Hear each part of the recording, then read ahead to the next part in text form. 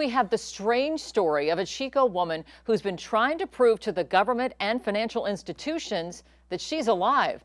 This after she was reported to Social Security as being deceased. Action News Now reporter Margot Rowe is live in Chico. What is the latest problem this is causing for this woman, Margot? Kelly, now she's having trouble buying a house. Tonya McGee has been struggling to prove to the government that she's alive, and it's cost her financially. And what's even more bizarre is that her death date isn't even a real date. Tonya McGee says her first issue was during tax season in 2006. The IRS tried to withhold her funds, saying she was deceased and she had to prove to the IRS she was alive, which she was able to do. Recently, McGee is running into more issues with financial institutions as she has a death indicator on her file with credit unions. She and her husband were trying to close on a home last Friday, but the FHA couldn't secure them a loan due to McGee being registered as deceased on their records. We need to fix this.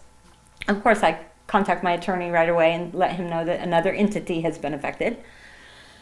So now we were supposed to close, and unfortunately FHA cannot help me because of the death indicator on my file that I cannot seem to get fixed. McGee recently found out her death date isn't even real. After several credit agency reports, she says her death date is January 1987.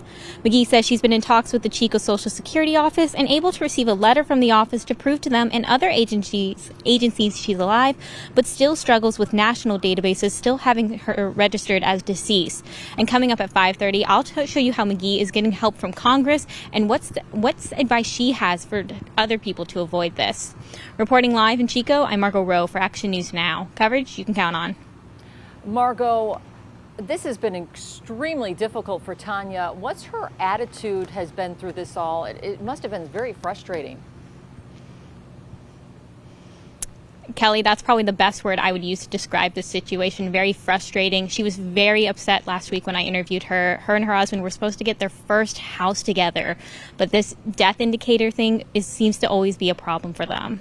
Unbelievable. Our Margot will check back in our next half